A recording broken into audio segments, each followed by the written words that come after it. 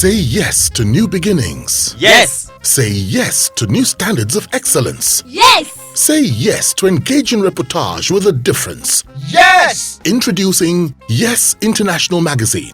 The time to say yes to your dreams and aspirations is here.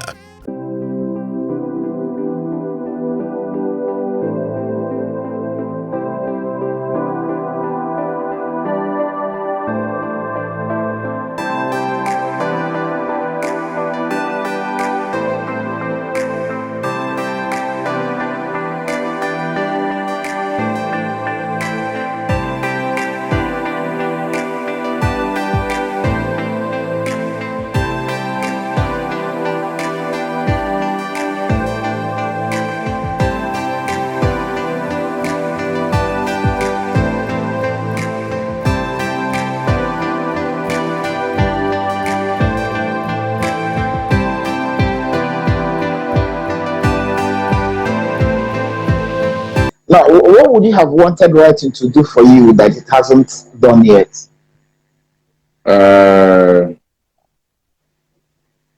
Nothing. Nothing. Nothing. Somebody said to me that he's a lucky man whose passion or hobby can feed. And I in that sense, I'm of all men the luckiest. In the past 11 years, I've just had 2 years of active, employment. 1.5 years. And all the years I've just been writing, just basically writing. And making a living from it. And it's what I wanted as a young person. That I wanted to be a writer. That's what will feed me. I will write, they will pay me for it, and it's a dream that's come true that I don't know how to thank God, for it. I wish I had 2 tongues to just thank God to say, God, thank you for this, because, when you have a dream, it's a different thing. When that dream comes true, it's a whole different thing, and I mean, writing has been good to me. God has blessed me with that. I like that. Yeah. I like that. I like that. Now, I want to find out from you, who are your favorite authors? Those that you really, really enjoy reading their works. That if you start calling them, then you're not going to call names of people who will say, he called Azuh, he didn't call me. So I like to stick to dead people, you like to dead people. So we're back. But I mean, I like Salman Rushdie a lot. I like Benokri. I mean, they're not dead people. I like Benokri a lot. He's the reason I'm writing called Benokri. I read him and I just thought. Funny enough, I've not met him. If you don't, I've been where he was, but he left. A day before I came or something. So I've not met him, but he's the reason why I'm a writer. So Benokri, Salman Rushdie, Toni Morrison. Toni Morrison is my godmother, literary godmother. I really like her writing. When it comes to poetry, Pablo Neruda, T.S. Eliot, the people that I mean, in fact, when I'm traveling, until they start having our Bibles in our phones. Before when I'm packing my travel, I put my Bible, I put T.S. Eliot. Because whether I'm sad or not, I will still, enjoy reading it. Yeah. Okay. Now, what would be your advice to the upcoming writers, especially those that look up to you? They should go and read. Yeah, right. I mean, social media has made everybody a superstar. I think that's what this woman, my dear friend, Sefiata, called the Mutual Admiration Society. You just write something. Azuh, man, this is your story. The tap, I'm typing. Then say, bad best, Mado. And nobody's telling you that the grammar there is wonky. They won't tell you that. Like, but don't kill them. Then go hear them. So we just admire ourselves without giving critical feedback. I think that's the problem we have. People should read and then get somebody. I'm not saying it has to be older than you. You know, there's something they call reverse mentoring. You can mentor somebody who's younger. Somebody younger can also mentor you. You know, get somebody that can look at your work with dispassionate eyes and tell you that, man, this way you're right, no nonsense. You know, and also tell you that what you've written is good. You know, so I think that they should first of all read well and widely. They should respect critical feedback. You know, when we started our Lagos review, you know, there was this time somebody was saying, somebody doesn't want you to edit him.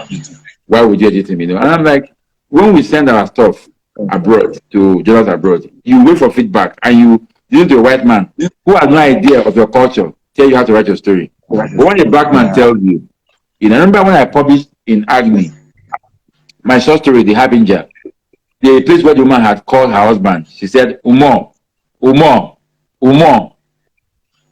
Man is not there. Me and the editor, we spent 3 weeks on this matter. He said, why is she calling him 3 times? I said, see, it has significance. It's saying, you know, 3 weeks of email back and forth. But when I tell a young Nigerian guy that, let's do this for you, he said, oh, no. I mean, somebody sent me a story recently, a review. And in the review, he was telling me what happened in the whole movie. I'm like, no. If somebody fired a gun at a character, leave it there. Let's find out whether the guy died or not. You understand? Don't tell me that, oh, you now missed him. You now threw a knife. No. Leave it there. You know, it suggests something and you leave it. So, and when you try to tell them, they start arguing. I'm not just a writer. I studied English, right? So I studied, I have 2 degrees, and I was best student in you know, most instances. So I'm not just, I didn't go to school and come out and just say, I know what I'm talking about, you know. So when I say to people, listen, learn, because what it does for you is it prepares you for life. If you want to do this for the long haul, you have to learn a few lessons that will help you, you know. But people are in a hurry. They want to write it in the morning and publish it in the afternoon, you know, on Medium, and say they are superstars, you know. Remember when I used to come to film to give my story, and Sakebi will say, come back next week, let's write the story is good. Now they publish in the morning, the afternoon is up. You know, they are the writer, the editor, sub-editor, the publisher, and distributor. You know, the world has come to shit, man. Interesting. Old school appel, I see you. Luis Wee. I hope I didn't murder that name. Thank you so much. All the wonderful people who are joining us, I see you. Thank you very much. Now, I need us to talk briefly about your books. Let's single out 3. Your 3 favorite books, the ones written by you. Let's hear them, and also let's know what prompted each of the books. AEG, this is your sister. That's what I get. This is Lagos. I'm not of the creaking bed. We should start from that one. So let's talk about the not of the creaking bed first, and what prompted it. I mean, like, you know, so let me just try and be evasive and say, you know, books are like your kids. You can't say, this is my favorite child, you know. Well, that's nonsense. That's nonsense. I mean, we all have favorite children. We have, you know, our parents know who their favorite, so that's not even. Yeah. So when it comes to my books, you know, I remember I was driving home one night and I got a call, and the lady said her name was Bibi, that she wanted, you know, looking if I had a novel or short story collection to publish. And I said, where are you? She said she was in Abuja. I said, okay, yeah, I have something. So I sent her my collection of short stories. I remember it was 13 stories and 1 flash fiction.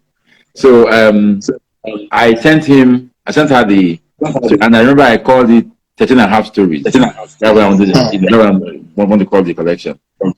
So, but when I got to I told my ex-wife, I was like, come, what's going on now? Because somebody calls me and says, I want to publish your book, you know? It doesn't happen in Nigeria. It's something that happens from abroad, you know? Who is this person now? You understand? I was like, kind of, like, I don't want to see my story, you know? It's not my destiny.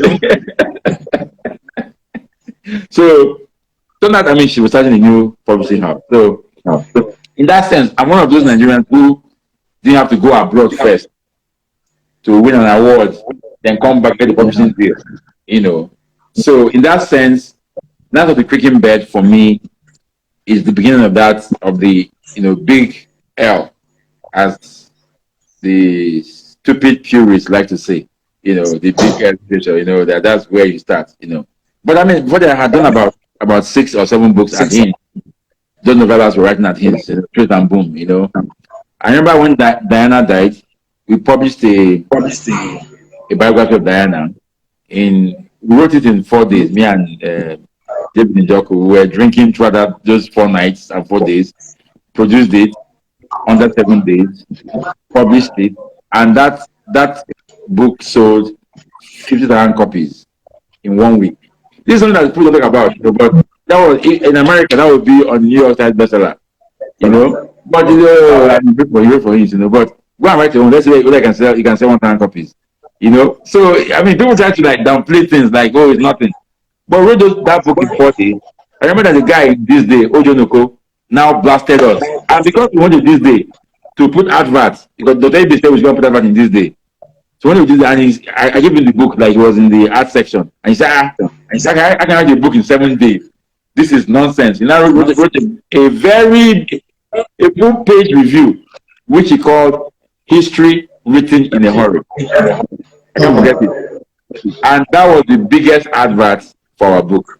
People rushed it, and we sold 50,000 copies in 1 week. Wow. So that was my first published work in that sense. Then I wrote a few more romance novels, novellas. Then we now went to we started writing the serious, the capital L literature.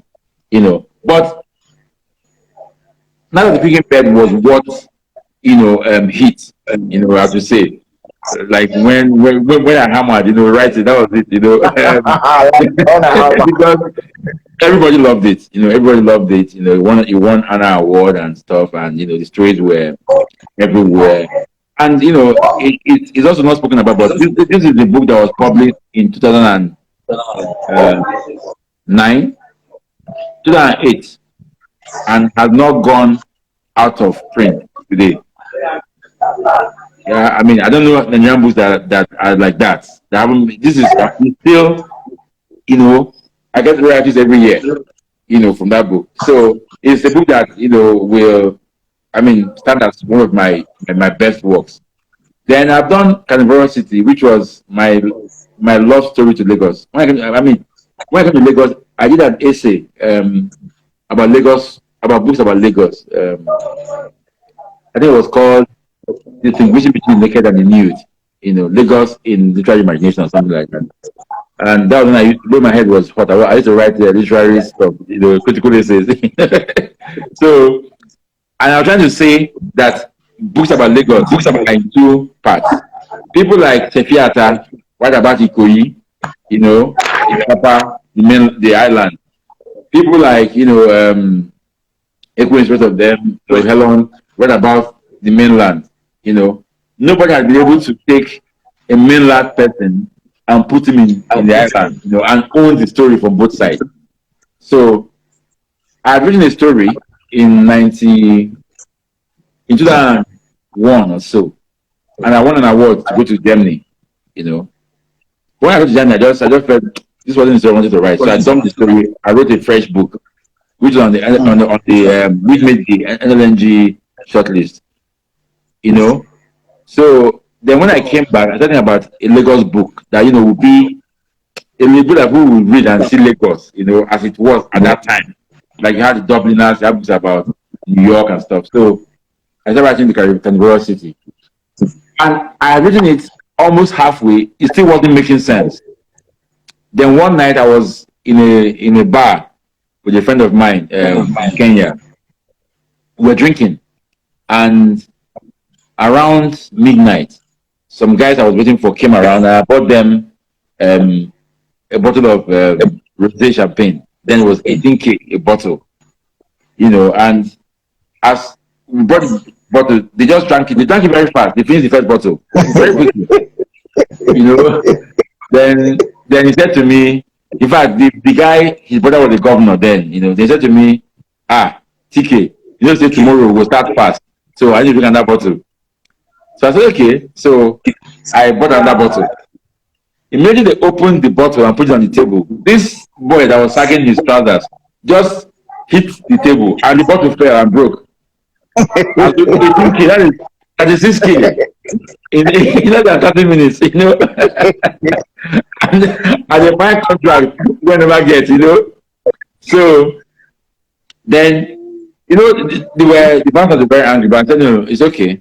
So I bought another bottle, you know. I put it on the table. Then the guy just took a shot. Said, okay, I don't tire. I won't go sleep. And I don't drink wine, you know.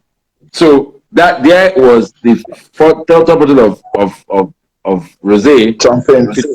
54,000 naira, which at that point in time was $300 because dollars was 150. You know then. So imagine I just spent $300 in 30 minutes, you know. But so that was when they left, I sat with my friend, Lolo Kantai from Kenya, and I said to him, you know, I just said I think I found my story, you know, because this boy that knocked down my bottle must be from Mushin or from Bariga, where I came from, or you know, wherever.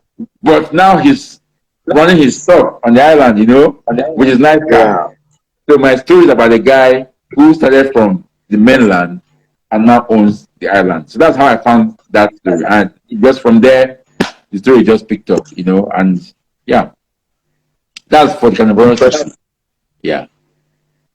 Interesting. So when should we expect another book from Toni Kan? So this year alone, I've released 2 books this year. Yeah. With 3 more to come. Because I've left that other literary thing where you just write and they pay you 100K every year as royalty. You know, it's like I've tried to do the pure artistic thing. You know how musicians start in church and then they're anointing theirs, you know, but they go back every day. They enter port to go back home, you know. Then one day just say, let me just go to that club and do one hit, and you know next thing they blown, you know. You know. I mean, I'm a Christian, but I'm giving an example. So this artistic thing doesn't really pay anybody. You know, I think my friends who live abroad. You know, I mean, it's just that name. You know, they're writers. You know, but what does it really do for you?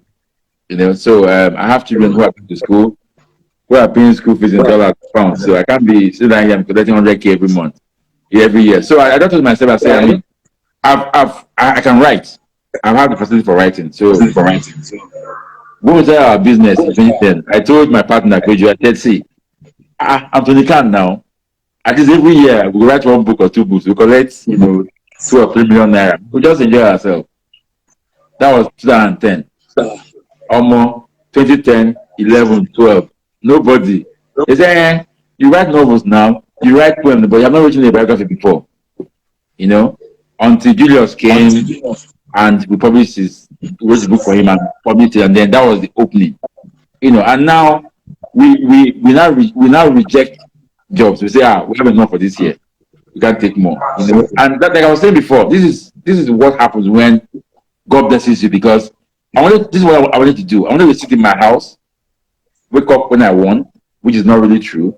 You know, sleep when I want, which is not really true. But live my life on my own terms.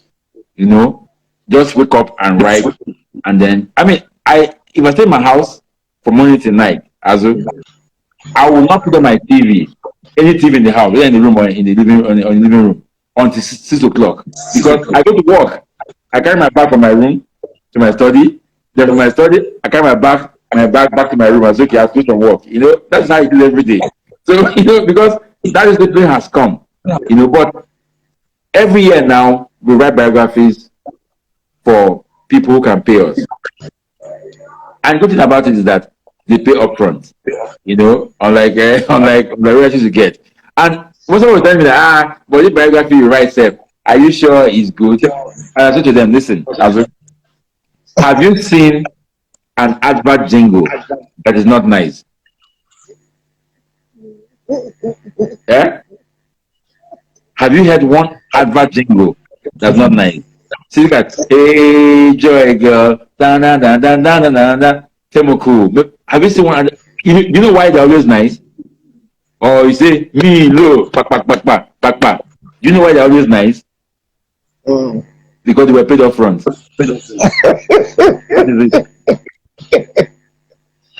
the songs that Whiskey did before he hit, where I did, it was not good because he was hungry. He was just trying to survive. But if now he collects money from UBA, he will sit down and go to New York and find the best producer and produce the thing. So that's where I am now. I'm that level where I'm collecting money up front and doing good work. You understand? Nobody see my people say you don't use poverty to boast. Say, Azuh, I pop past you. I pop past you. Are you think I pass you? No. So I think that we kind of glamorized poverty, as writers in Nigeria. There's so much glamorized poverty, and it's painful. It's painful. I think we should begin to do things.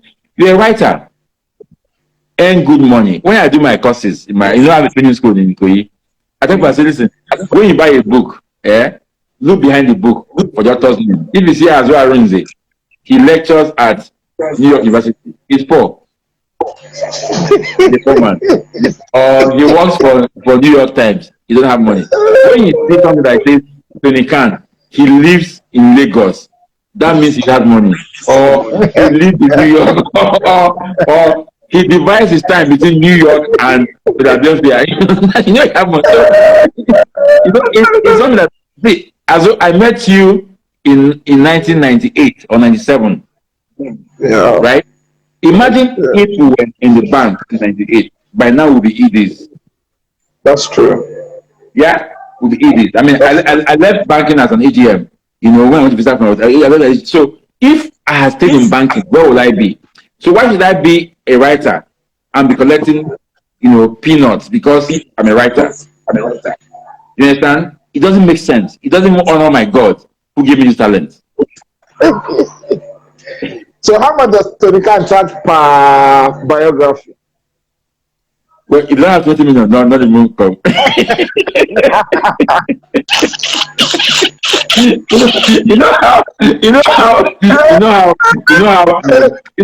mean, we went to the client once and he said, so we're going to pay 2 million naira for biography.